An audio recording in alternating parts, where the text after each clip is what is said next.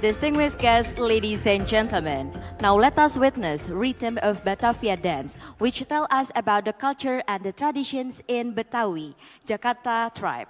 Rhythm of Batavia had been performed in Oslo, Norway. Distinguished guests, ladies and gentlemen, please give a round of applause Rhythm of Batavia from Creative Workshop under the direction of Provincial Government of DKI Jakarta.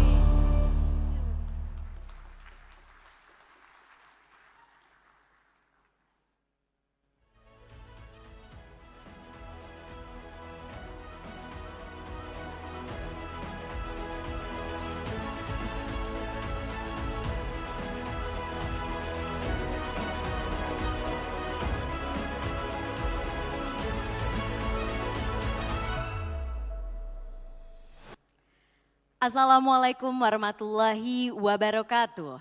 Shalom, Om Swastiastu, Namo Buddhaya, Salam Kebajikan. Hello, selamat pagi, good morning everyone. First, allow me to warmly welcome in this ballroom, the Ritz-Carlton Ballroom Jakarta, as well as on the online. The Honorable Interim Governor of the National Resilience Institute of the Republic of Indonesia, Lemhannas RI, the Honorable Deputy Minister for Foreign Affairs of the Republic of Indonesia, the Honorable Excellencies Ambassadors from friendly countries and other of VIII officials, distinguished Secretary of Coordinating Ministry for Maritime Affairs and Investment, distinguished speakers and moderators of the event today, distinguished invitees in the Ritz-Carlton Jakarta Ballroom, as well as on the online and in our YouTube channel. Welcome to the 8th Jakarta Geopolitical Forum 2024, addressing Geo-Maritime Resilience Challenges in the Indo-Pacific.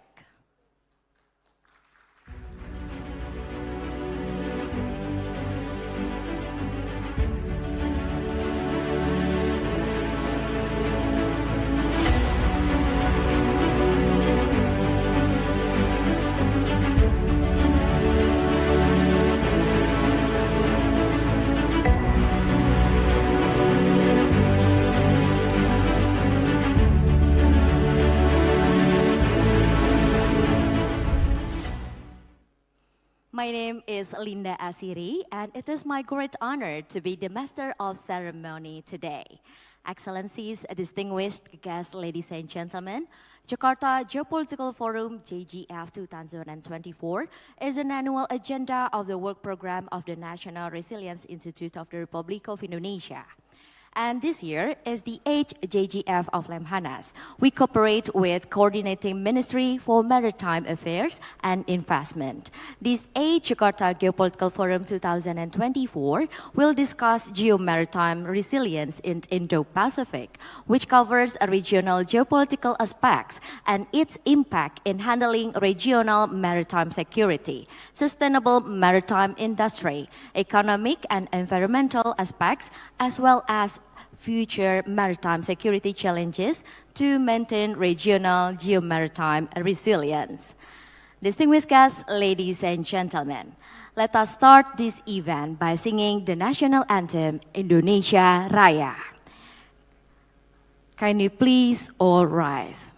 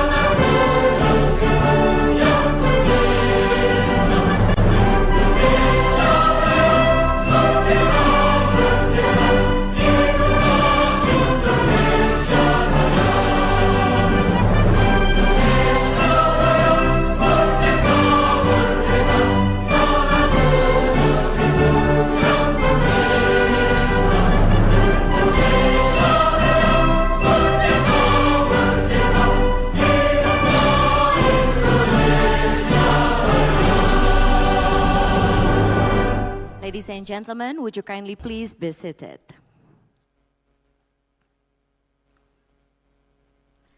Excellencies, distinguished guests, ladies and gentlemen, to begin this forum, let us together listen to the opening speech of His Excellency Minister of Defense of the Republic of Indonesia, which will be delivered by the Interim Governor of the National Resilience Institute of the Republic of Indonesia. So ladies and gentlemen, please welcome the Honorable Lieutenant General Eko Margiono.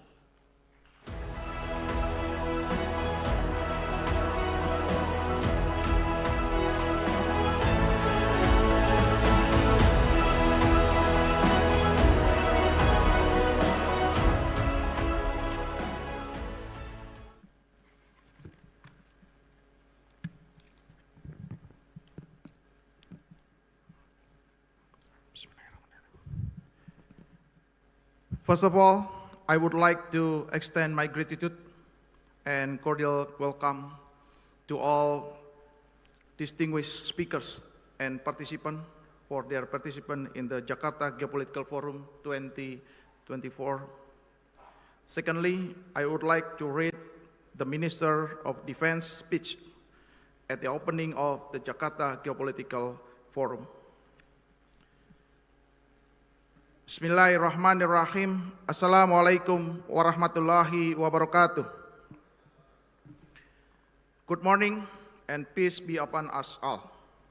Excellencies, ambassadors, Honorable Vice Minister of Foreign Affairs, distinguished speakers of the VIII Jakarta Geopolitical Forum 2024, and heads of representative of international organizations and agencies.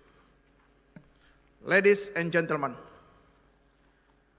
the Jakarta Geopolitical Forum is a platform that brings together global thinkers to discuss the challenges and the opportunities to shaping the world geopolitical landscape. Geo-Maritime today has turned into a center of competition among major powers. This competition, while driving innovation and economic activity, also creating tension and policy fragmentation that have far-reaching implications for regional maritime governance. The maritime environment has also become much more complicated, complex, and reflects the connectedness of the modern world. Industrial development, fisheries management, marine life protection, and responsible exploitation of maritime resources have become inextricably intertwined with border global and regional challenges. On the other hand, major powers' rivalries often lead to policy fragmentation that not only complicates ocean management, but also adds to the strategic tension as seen in the Indo-Pacific region. The Indo-Pacific is home for more than half of the world's population, accounts for 60% of global GDP, accounts for 46% of international trade, and 2/3 of global economic growth. The Indo-Pacific region is closely related to the Geo-Maritime issues, given its strategic location between the Indian and Pacific Oceans, and involving some of the world's most important maritime routes. Passages such as the Strait of Malacca, the South China Sea, and the Indian Ocean are key to global trade, with around 60% of world trade passing through the region. The strategic importance of the sea lines related not only to trade in goods but also energy, as most of the world's oil and gas in transportation pass through them. In addition, the Indo-Pacific also has a number of important regional organizations, such as ASEAN, which plays a vital role to maintain stability and strengthening economic integration in Southeast Asia. APEC, which promotes economic cooperation in the Asia-Pacific region. In addition, Regional Comprehensive Economic Partnership is the world's largest free trade agreement And there is also what focuses on regional security issues. However, the region is also faced with several conflicts and disputes that affect regional stability. One of the main points of the potential conflicts is in the South China Sea region. There are also border conflicts between India and China in the Himalayas, and tension on the Korean Peninsula over North Korea's nuclear program, and more complexity of global political dynamics in the region. Based on the dynamic occurring in the Indo-Pacific, there is a need for maritime governance that is not only limited to conventional security issues, but also evolving into more complex ones, such as the risk of maritime terrorism and the emergence of potential hybrid warfare at sea involving state and non-state actors engaged in the ambiguous or irregular forms of conflict, human trafficking and illegal immigration by sea. In addition, maritime smuggling, drugs, weapons, or other contraband is another ongoing challenge. Destabilizing societies' dispute over fisheries resources are also often exacerbated by overfishing and environmental damage. Such conditions also bring countries in the region into conflict, threatening livelihoods and regional harmony. Technological advance in maritime capabilities have both positive and negative impacts. While new technologies can improve navigation, resources management, and maritime law enforcement, they can also be misused, complicating regional dynamics. The involvement of state and non-state actors in this maritime dispute adds an additional layers of complexity requiring effective governance approach. Distinguished ladies and gentlemen, in facing these challenges, it is crucial for us to build trust and implement collaborative strategies to jointly manage maritime resources.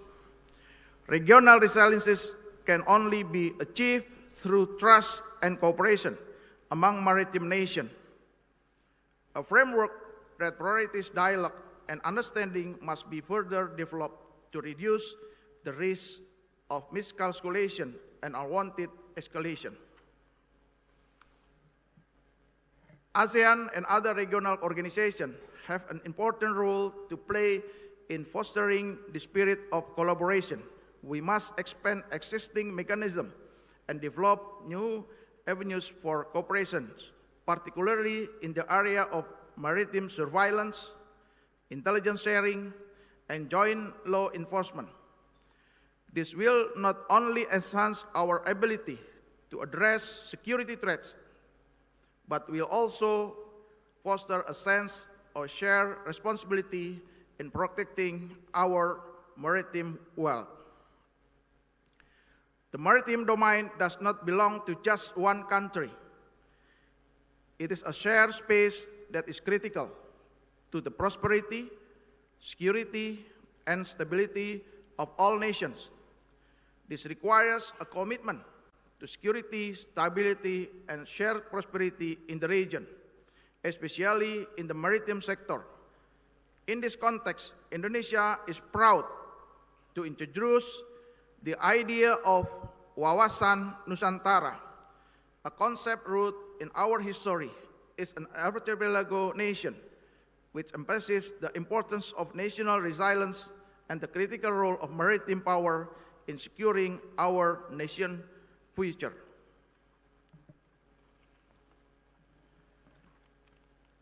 We must build a common mechanism for regional maritime governance that is able to cope with strategic crises and shocks, like natural disaster, maritime accident, or geopolitical crisis. Our region needs to be prepared, building a resilient framework that enables quick and coordinated response will not only ensure stability, but will also demonstrate our collective commitment to peace. This joint mechanism must be flexible enough to accommodate the varying needs and capabilities of all countries, but also resilient enough to deliver tangible security outcomes. It should be a forum where we can exchange ideas, share best practices, and coordinate action, whether for humanitarian assistance, environmental conservation, or dealing with security threats. In conclusion, the challenges facing the maritime region are significant, but they are not insurmountable through enhanced cooperation, strategic dialogue, and shared commitment to regional resilience. We can turn these challenges into opportunities. Let us seize this moment to reaffirm our commitment to a stable, secure, and prosperous maritime region, guided by a vision, a collective responsibility, and shared benefits. By saying Bismillah, I officially declare the Jakarta Geopolitical Forum 2024 open. Thank you. Wassalamualaikum warahmatullahi wabarakatuh.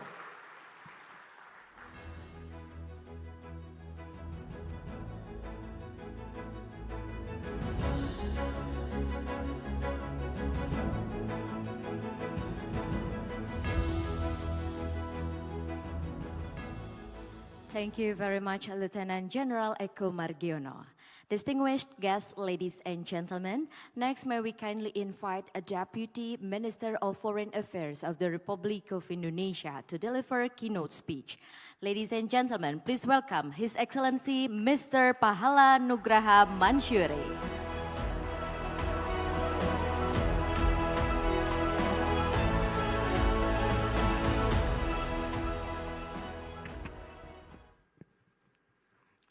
Assalamualaikum warahmatullahi wabarakatuh. Peace be upon us. Excellency Ambassadors, Governor of National Resilience Institute, or Lemhannas, distinguished guests, ladies and gentlemen, a very good morning to all of us.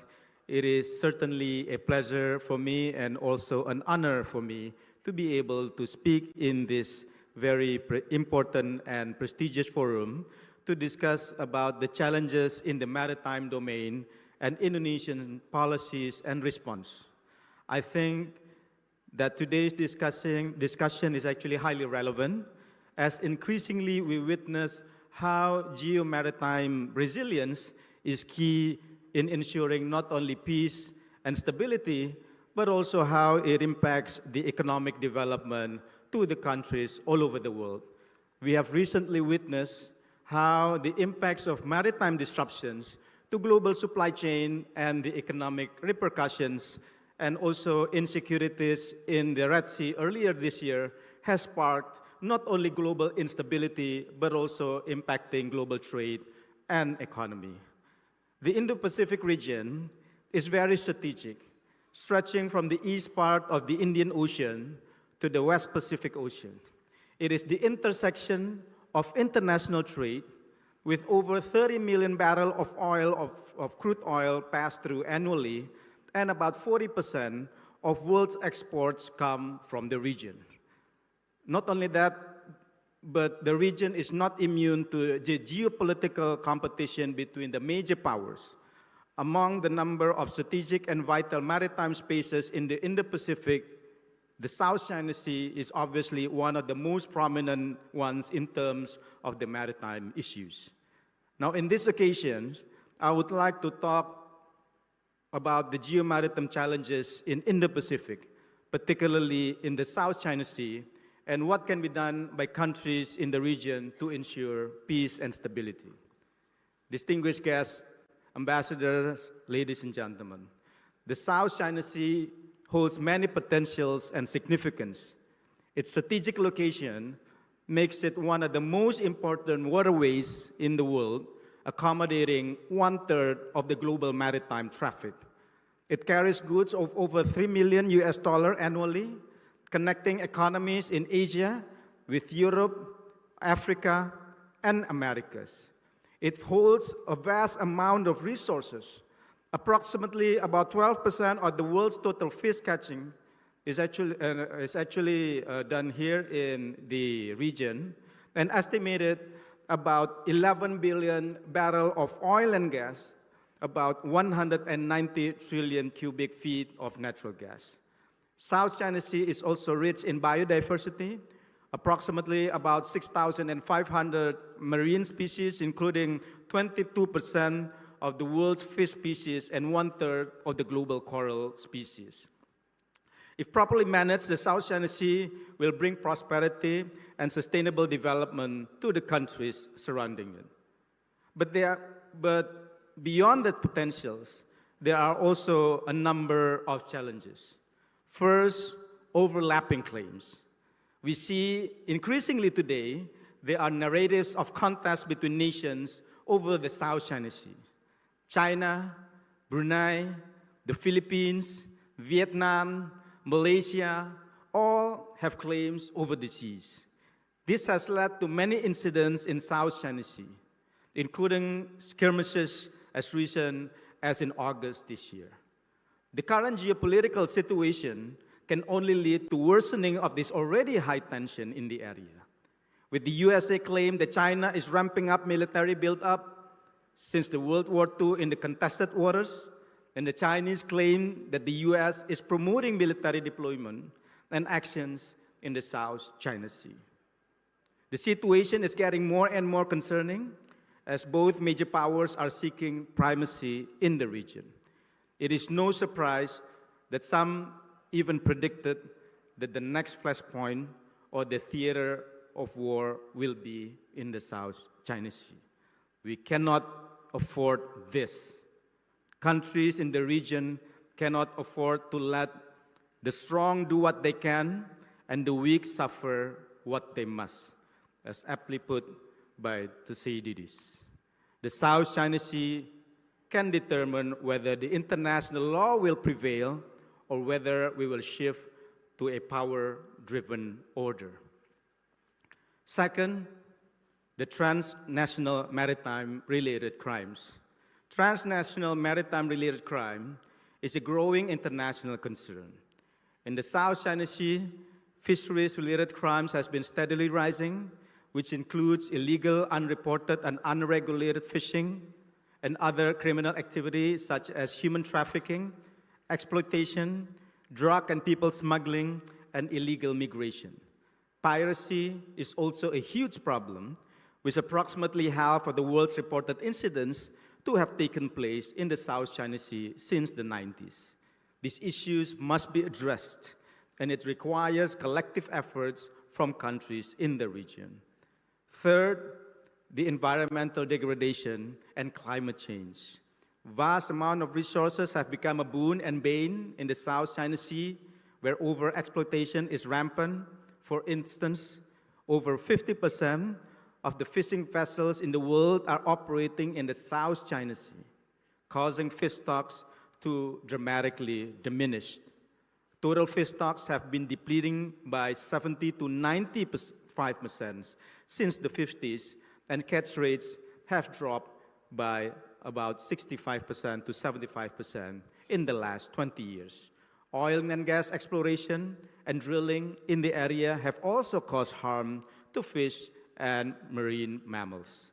Impacts of climate change, including warming water temperature and extreme weather patterns, have also afflicted coral reefs and other species in the South China Sea.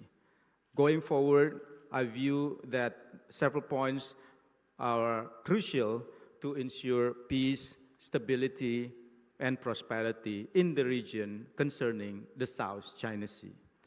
First, inclusive regional architecture. Conflict in South China Sea will likely benefit no one in the long term.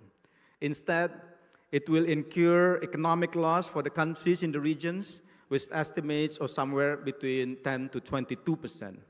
Not only in the immediate Southeast Asia region, but also the surrounding countries also stand to lose due to disruptions in the shipping routes.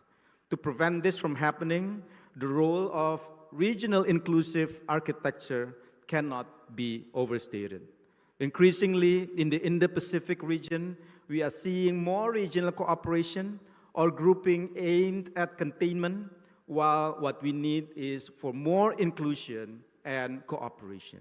We must counter this by strengthening and ensuring the centrality of ASEAN as inclusive regional architecture. ASEAN has long been a positive force in the region, with emphasis on communication, consultation, and mutual trust. It can play a significant role to reduce potential conflicts in the region, among others through confidence-building mechanisms such as ASEAN Defense Minister Meeting Plus, ASEAN Plus 3, and ASEAN Regional Forum. Second, respect for international law. Respect for international law has been a key principle for developing friendly relations among nations, including the principles of respecting sovereignty and territorial integrity. The UN Convention on the Law of the Sea, or UNCLOS, as part of international law, has certainly become the main source and comprehensive framework on maritime in this regard. Indonesia always emphasizes the importance of resorting to international law to settle any disputes in the South China Sea. When it comes to overlapping claims, Indonesia is not a claimant towards maritime features in the South China Sea. We also have been consistently maintaining that any claims must be made in accordance with and not in contravention to UNCLOS. Yet, we are committed to positively contributing to peace and stability in the South China Sea. Indonesia, together with ASEAN, has consistently been working to find solutions to the dispute peacefully and in adherence to international law. Among others, by issuance of the Declaration of the South China Sea on 22 July of 1992, Declaration of Conduct of the Parties in the South China Sea on 4 November 2002, and the guidelines for the implementation of the DOC in 2011. During Indonesia's ASEAN chairmanships in 2023, ASEAN and China have agreed on guidelines to accelerate negotiations for the Code of Conduct in the South China Sea, with a 3-year deadline set to conclude negotiation. We are committed to work hand in hand with ASEAN members and China to pursue effective, substantive, and actionable COC based on international law, including UNCLOS. The COC will hopefully result in peaceful, friendly, and harmonious environment in the South China Sea. Nevertheless, it does not contain specific prescription on maritime claims. These claims should be resolved peacefully and under international law, especially UNCLOS 1982. Apart from these two building blocks, I view that cooperation among countries in the region will serve two-pronged objectives. One is to foster the habit of cooperation among countries, and cooperation is always more powerful than competition. Two is to address the myriads of common challenges that I have already mentioned in the South China Sea. By fostering the habit of cooperation, competition can be averted. Cooperation builds trust and confidence and highlights common challenges and how to address them, reducing the possibility of parties resorting to conflict. An all-can-win mentality instead of a zero-sum mentality. This brings me to my third point, combating transnational maritime crimes. As I've already mentioned, there are huge challenges of maritime-related crimes in the South China Sea, including the illegal and unreported fishing and human trafficking. This necessitates greater cooperation, including among maritime law enforcement in the region. There are already cooperation mechanisms among countries in the region, including policy dialogues and information sharing. Going forward, I think there is a need to gradually institutionalize and mobilize greater cooperation in combating these crimes in South China Sea while maintaining respect for international law and national sovereignty of states. Fourth, combating climate change. If there is one cause that must unite all countries and humankind, I think it is combating climate change that has become an existential threat over time. In the case of South China Sea, climate change can be a destabilizing or a unifying factor. On one hand, climate change is likely to intensify resource competition around the South China Sea, providing more cause for conflict. On the other hand, combating climate change and its impact can bring all relevant parties to the table and step up concrete cooperation. Several areas of cooperation on climate change can be encouraged. Among others, scientific research, sharing of best practices for mitigation and adaptation, disaster risk management and response, and empowerment of coastal communities. Fifth, development of blue economy. Given the potentials in the South China Sea holds, it only makes sense that blue economy is an area of cooperation to be developed among countries in the region. Collectively, ASEAN has reaffirmed its commitment to regional cooperation on blue economy and developed a blue economy framework with 3 principles: value addition, inclusivity, and sustainability. The framework also outlines strategies including blue conservation management, blue science, technology, and innovation, and blue priority sectors. This cooperation on the development of blue economy can be expanded to also involve other relevant countries, for instance, with China, where investment in the blue economy sectors of between 2 to 3.7 trillion US dollar from 2022 to 2050 is estimated to generate somewhere between 8.2 to 20 trillion US dollar in net benefits. Cooperation in the blue economy sector will also support in ensuring resilient supply chain and industrial development. This way, mutually beneficial cooperation instead of dispute and competition will be the main feature of the South China Sea. As argued by the Indonesian maritime scholar and also a former foreign minister of Republic of Indonesia, Mohtar Kusuma Atmaja, when explaining about the concept of archipelagic baseline, seas shall connect instead of separate islands.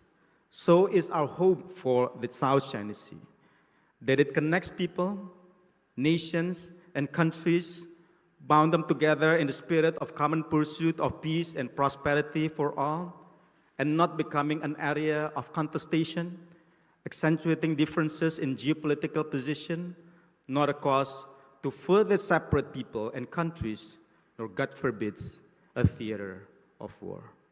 Thank you very much. Thank you very much, Excellency. Kindly please remain on the stage. Excellency, please kindly remain on the stage. Now we would like to invite the Interim Governor of Lemhannas, Lieutenant General Eko Margiono, to present token of appreciation to Excellencies Mr. Pahala Nugraha, accompanied by a Secretary of Coordinating Ministry for Maritime Affairs and Investment.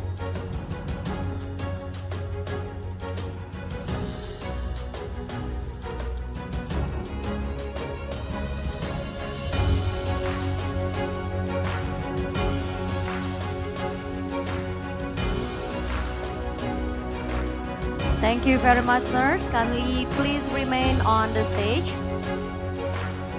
Okay, and the next we would like to invite to come to the stage to have a photo session, Deputy for Strategic Studies of Lemhannas, Deputy 1 of Coordinating Ministry for Maritime Affairs and Investment, Chief of the 8th Jakarta Geopolitical Forum 2024, all Excellencies Ambassadors, all speakers and moderators of the 8th Jakarta Geopolitical Forum 2024.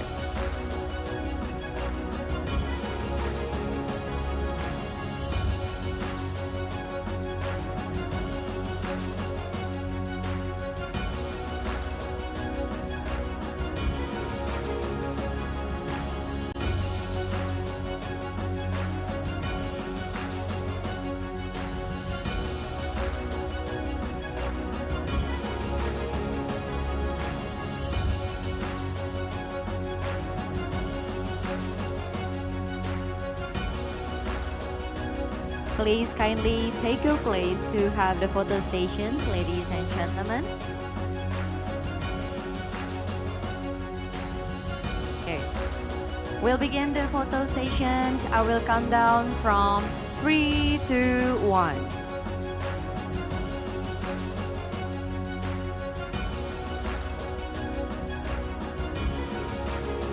Okay, with the NKRI pose, with the right hand, the position should be on the left chest.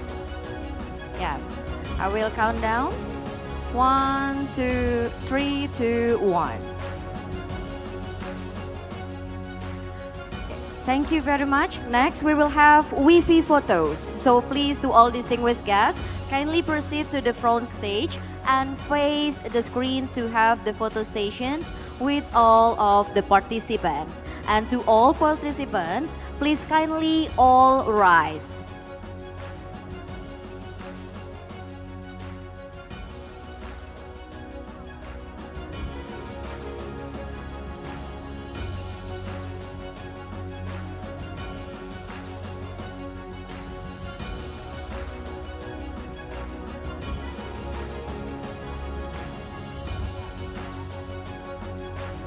Ladies and gentlemen,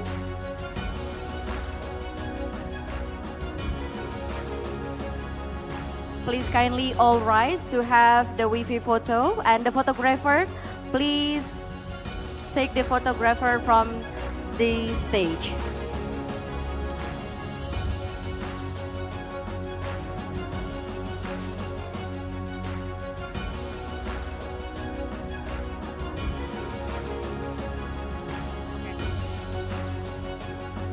Okay, ladies and gentlemen, would you kindly please all be seated?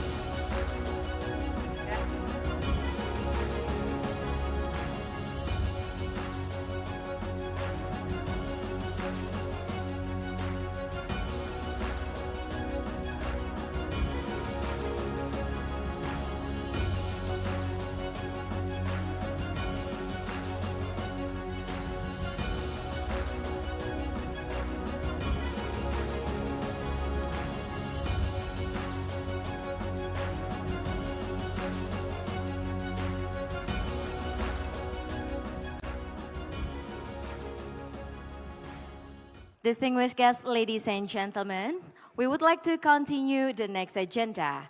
Now let us listen to the speech from Coordinating Minister for Maritime Affairs and Investments of the Republic of Indonesia, General Luhut Binsar Panjaitan.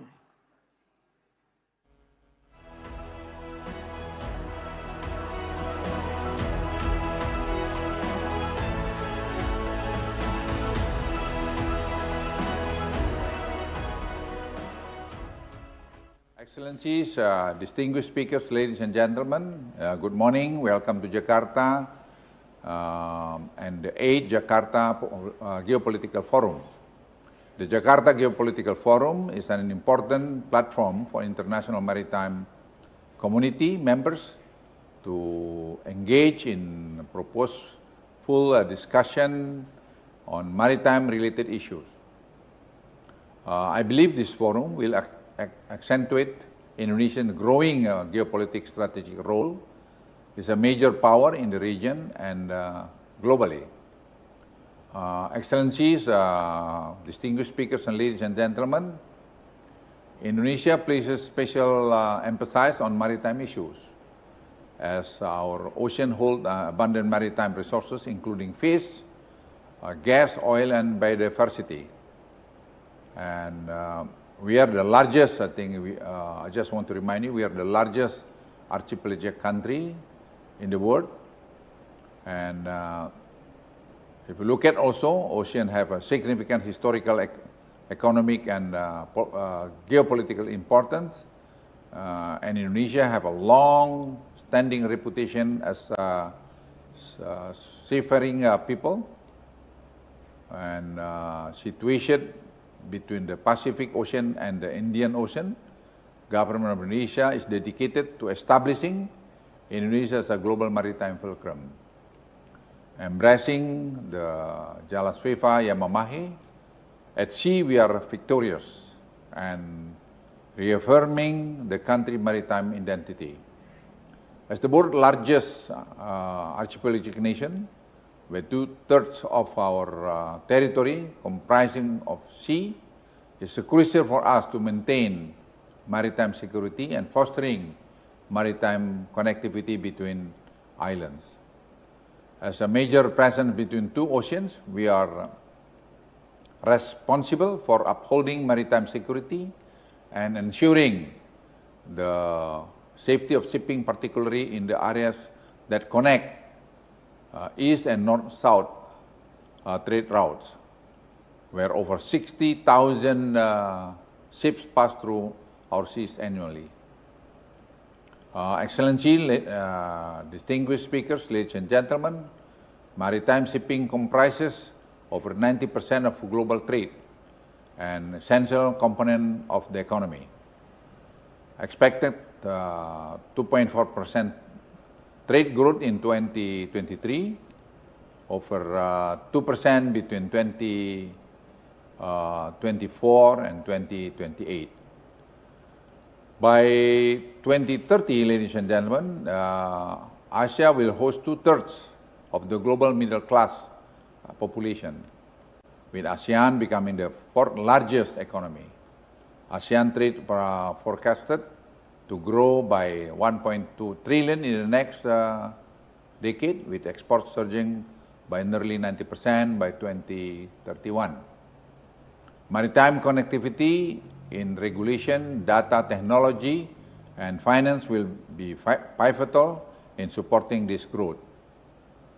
Ladies and gentlemen, excellencies, distinguished speakers, at the national level, we also set up the National Logistic Ecosystem and EGAF, or government technology, to streamline the flow of goods across borders, enhancing trade and operational efficiency. We are confident about making progress and strengthening the existing rules-based order to provide a strong foundation for the global economy of tomorrow. We understand that the seas are global commons, essential for maritime connectivity and trade. And the UNCLOS, United Nations Convention on the Law of the Sea, ensures fair usage of the maritime commons.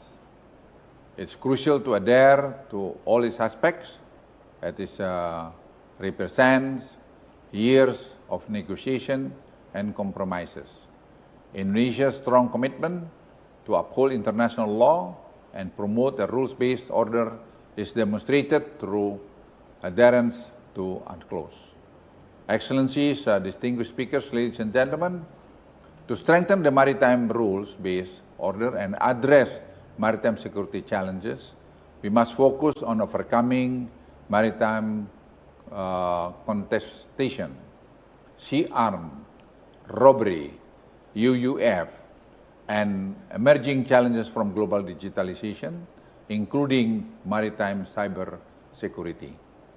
Collaboration, trust building, and close coordination are essential to protect our global commons and ensures our maritime security. Excellencies, distinguished speakers, ladies and gentlemen, building trust takes time and efforts. Indonesia promotes 3 approaches. First, establish operational mechanism at sea. Second, prioritize practical cooperation through joint exercise and information sharing. Third, foster open and inclusive platform for dialogue. Continuing to enhance and strengthen this effort is crucial. Let's remind ourselves that the most important thing is trust and relationship we have built. The sea connects us all, enables us to grow and thrive. We must unite to protect this global resource. I firmly believe that I firmly believe that the world's welfare in the future depends how we manage our maritime security through international cooperation. Thank you.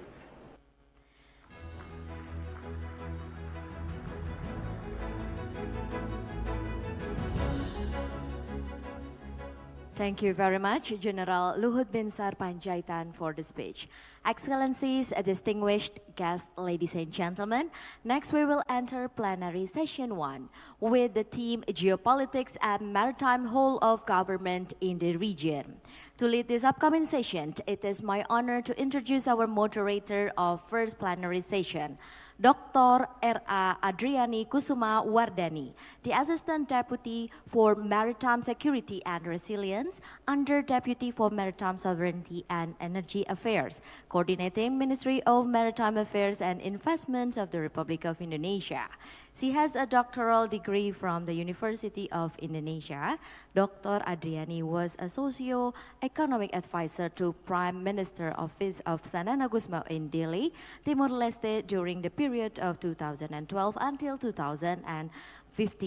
Without further ado, please welcome Dr. R.A. Adriani Kusuma Wardani.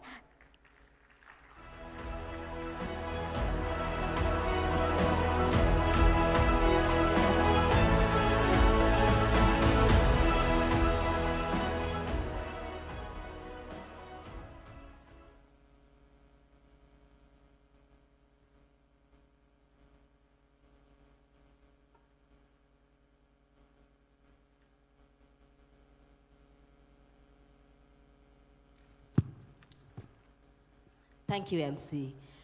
Excellencies, distinguished speakers, ladies and gentlemen, I have been tasked as a moderator for today's discussion in the 8th Jakarta Geopolitical Forum, addressing Geo-Maritime Resilient Challenges in the Indo-Pacific, with the topic to be discussed, Geopolitik and Maritime Whole of Government in the region. Before we start, I would like to brief the rule of house that we will have 3 speakers and then followed by question and answer. So we would like to proceed with the first speaker. I would like to brief the background of Mr. Stefan Mekati. He is a child affair of the European Union to Indonesia and Brunei. He is not only deputy head mission of the European Union, but also he is in charge with the management coordination of the political section, including press and information activities. The second speaker is Dr. Kao Kim Haran, Secretary General of the Association of the Southeast Asian Nation, or ASEAN. His capability in the ASEAN is to maintain the centrality of ASEAN. As the Secretary General of ASEAN, he has to continue to keep balance the issue between the 3 pillars, economic, politics, and culture. And then the third speaker is Miss Melissa Conley-Tyler. She is the Executive Director of the Asia-Pacific Development Diplomacy and Defense Dialogue from Australia. Ms. Melissa Conley served for 13 years as the National Executive Director of the Australian Institute of International Affairs and Independent International Policy Institute, which established as a branch of Chatham House in 1924. So please come forward on the respective speakers.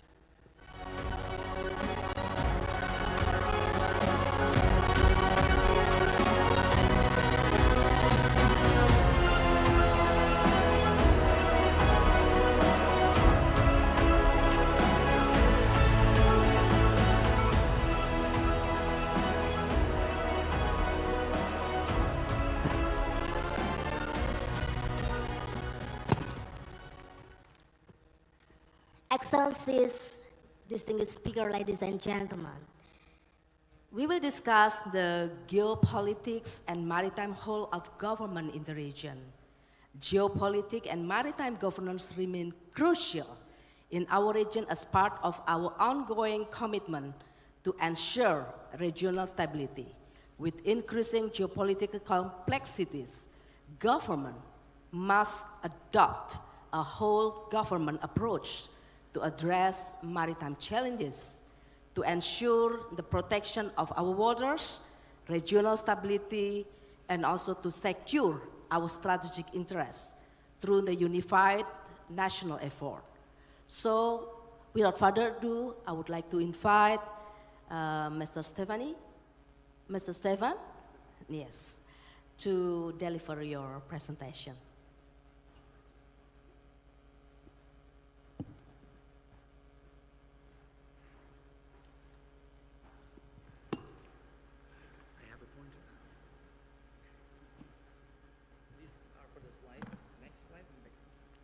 Thank you. Selamat pagi, Bapak Ibu. Your Excellency, dear Bapak Coordinating Minister Luhut, Your Excellency, Bapak Vice Minister Pahala Nugraha Mansuri, Your Excellency, Dr. Kao Kim Hoorn, Secretary General of ASEAN, dear Ibu Melissa Conley-Tyler, but last but not least, of course, very dear Ibu Dr. Adriana Kusuma Wardani. Dear distinguished ladies and gentlemen, dear Bapa Minister Manchuri, you said everything. It's difficult to take the floor after your presentation because you have set the scene, you have presented the main challenges, and more importantly, you gave a very holistic presentation of a global approach, which is indeed perfectly compatible with the approach of the European Union. We are very honored to be here today because this is also a signal of our growing relationship with Indonesia, and also because of the nature, I think, the values, the principles of the European Union. As you can see from this slide, we have indeed a vital geopolitical and economic interest in peace, stability, and security in general. And in the Indo-Pacific region, the European Union is already the top investor, the leading development cooperation provider, and one of the biggest trading partners. Around 1/3 of EU foreign trade transits through the South China Sea. So indeed, this region matters to the European Union.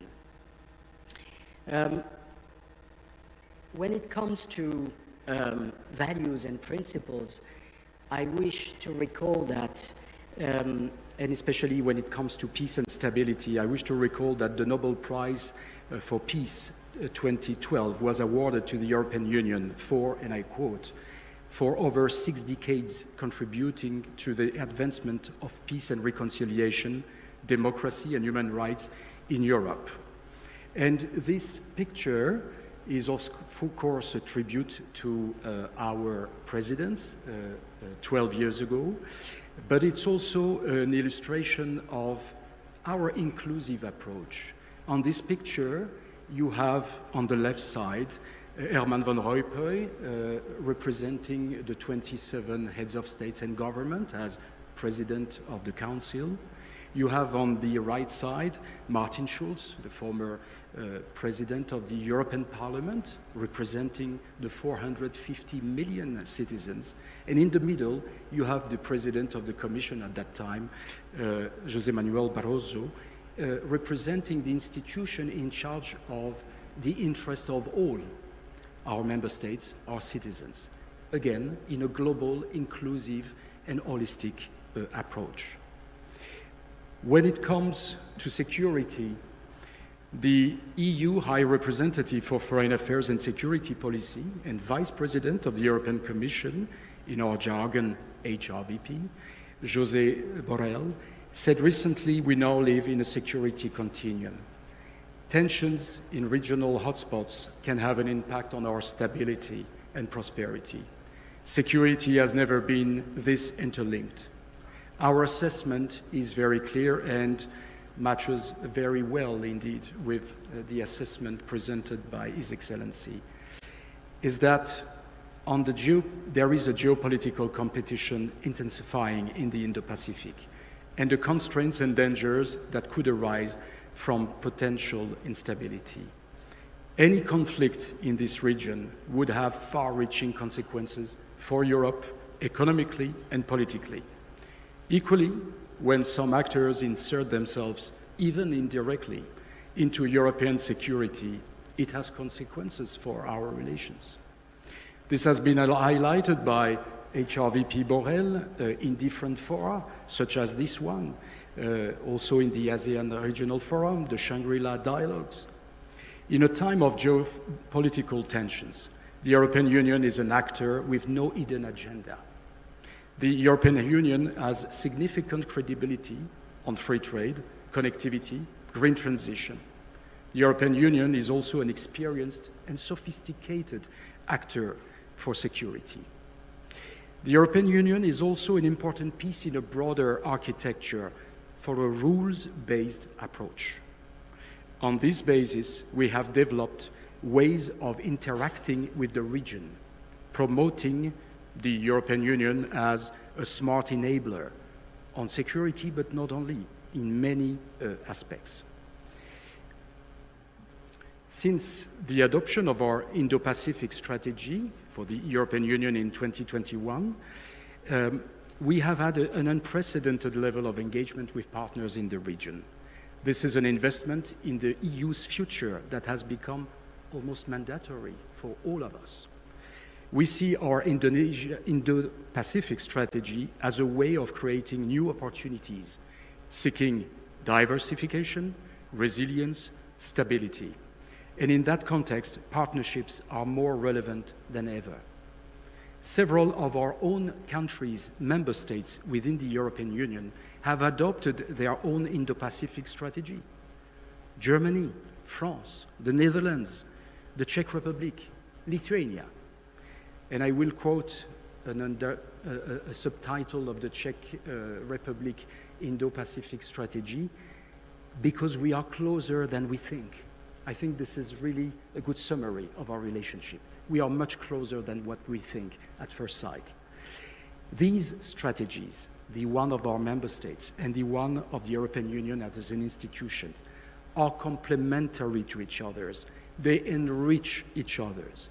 This is a Team Europe approach. The European Union Indo-Pacific strategy developed in 2021 is not aimed at any country. It takes into account the issues raised by the growing assertiveness of some major actors in the region, including at military level. No need to be more specific. I think everything has already been said so far. The European Union has increased its engagement in the region, and its aims is to maintain a free and open Indo-Pacific for all, while building strong, lasting, and effective partnerships. Like Indonesia, the EU approach to the Indo-Pacific region is one of cooperation, not confrontation. Both Indonesia and us, we aim to strengthen partnerships with countries in the region. Both the EU and Indonesia are committed to maintaining and fostering dialogues while avoiding bloc formations. Our renewed commitment to enhance security relations with partners in the region is inclusive of all partners who are willing to cooperate with the European Union. The European Union and our Indo-Pacific partners have advanced concrete cooperation across 7 priority areas. We have together an holistic vision of the challenges. Sustainable and inclusive prosperity, of course, with agreements on trade and investments. Green transition to mitigate and adapt to climate change, to counter biodiversity loss, to combat pollution and other forms of natural degradation. Ocean governance must be in full compliance with international law, especially the United Nations Convention on the Law of the Sea. To support partners, and it's already been mentioned, for instance, to fight illegal, unreported, and unregulated fishing, the famous IUU abbreviation, but also the implementation of sustainable fisheries partnership agreements. Digital, to strengthen digital governance, digital infrastructure, digital trade, cyber security, digital skills development. Connectivity, to boost green, modern, and resilient investments for sustainable connectivity from infrastructure to regulatory frameworks. Security and defense, of course, to contribute to a regional security through partnerships, regular dialogues. And I would like to mention the latest dialogue that we have had on a bilateral basis just last week in Semarang on the 18th of September, together with our colleagues from KEMLU, from Comenco Marves, with Ibu Nidia Kartikasari as a co-chair, and in the presence of Ibu Adriani. On these occasions, during these regular dialogues that we have with all the partners in the region, In those consultations, we are engaging in more operational cooperation, such as joint exercises, another dimension that has already been mentioned. Last but not least, especially not that one, human security, to address non-traditional security threats, such as pandemics, natural disasters, humanitarian crises, to ensure the well-being and safety of individuals and communities across the region. As you see, the European Union and its member states have close ties with Indonesia, but also with all partners in the region. And again, I'm convinced that our strategies on the Indo-Pacific, call it strategies, outlook, are very much compatible. We are both committed to maintaining the rules-based international order and freedom of navigation in the region, in particular with regard to free trade routes and maritime security. We want, of course, to protect our respective interests, but we want also to ensure that international law prevails in the maritime domain, in particular thanks to the United Nations Convention on the Law of the Sea. And in this context, of course, the recognition of dispute settlement mechanisms under this umbrella is of particular relevance and importance. But we also